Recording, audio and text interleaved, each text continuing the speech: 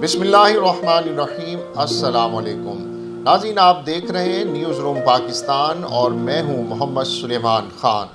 آج کے اخبارات میں شائع ہونے والی اہم خبروں کے بارے میں آگاہ کرتے ہوئے آپ کو بتائیں کہ وزیر اعظم شہباز شریف کی 37 رکنی کابینہ نے حلف اٹھا لیا۔ 31 وزراء، 3 وزرائے مملکت اور 3 مشیر شامل۔ چیئرمین سینٹ نے ایوان صدر میں حلف لیا۔ کابینہ میں نون لیگ کے 16، پی پی کے 11، جے یو آئی فے کے 4، ایم کیو ایم کے 2، بی این پی عوامی جمہوری وطن پارٹی کا ایک رکن شامل۔ پیپلز پارٹی کے چیئرمین بلاول بھٹو زرداری اور شاہد خاقان عباسی نے حلف نہیں اٹھایا۔ محسن داوڑ اور A N P B N P Mengal کابینہ کا حصہ نہیں۔ مفتاح اسماعیل آخری وقت میں لسٹ پر آئے۔ رانا ثناء اللہ کو داخلہ، خواجہ آصف دفاع، مریم اورنگزیب اطلاعات، مفتاح اسماعیل خزانہ، اعظم نذیر تارڑ قانون، احسن اقبال منصوبہ بندی، ایاز صادق اقتصادی امور، سعد رفیق کو ریلوے کی وزارت ملی۔ خورشید شاہ آبی وسائل، نوید قمر تجارت، شہری رحمان موسمیاتی تبدیلی، عبدالقادر پٹیل۔ شاہ زین بگٹی، امین الحق، فیصل سبزواری، مولانا اسد محمود، طارق بشیر چیمہ، ہنا ربانی کھر، اون چودھری بھی کابینہ کا حصہ۔ اور ناظرین، ایک اور اہم خبر سے آگاہ کرتے ہوئے آپ کو بتائیں کہ وزیر اعظم شہباز شریف سے army chief general Qamar Javed Bajwa کی ملاقات۔ ملکی سلامتی سے متعلق امور پر تبادلہ خیال کیا گیا۔ وزیر اعظم کی سویڈن میں قرآن مجید کی بے حرمتی کے واقعے کی مذمت۔ ہمیں اسلاموفوبیا کے خلاف متحد ہو جانا چاہیے، شہباز شریف۔ وزیر اعظم شہباز شریف سے army chief general Qamar Javed Bajwa نے ملاقات کی۔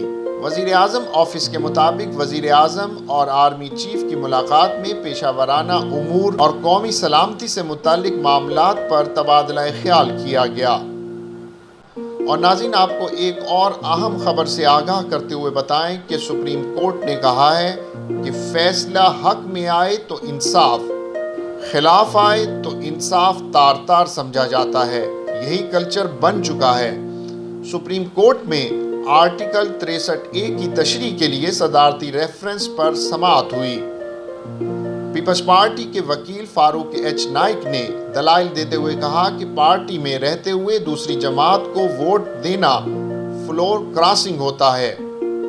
دیکھنا ہے کہ منحرف ہونے کی سزا اتنی سخت ہے کہ رکن کے دل میں ڈر پیدا ہو یا نہیں۔ تاریخ گواہ ہے کہ پارٹی سے انحراف صرف ضمیر جاگنے پر نہیں ہوتا۔ انحراف کی سزا کیا ہوگی، یہ اصل سوال ہے۔ جسٹس اعجاز۔ پارٹی سے انحراف جرم تو مجرم کا ووٹ کیوں شمار ہوتا ہے؟ کیا پارٹی کے خلاف ووٹ دینا جرم ہے؟ جسٹس جمال۔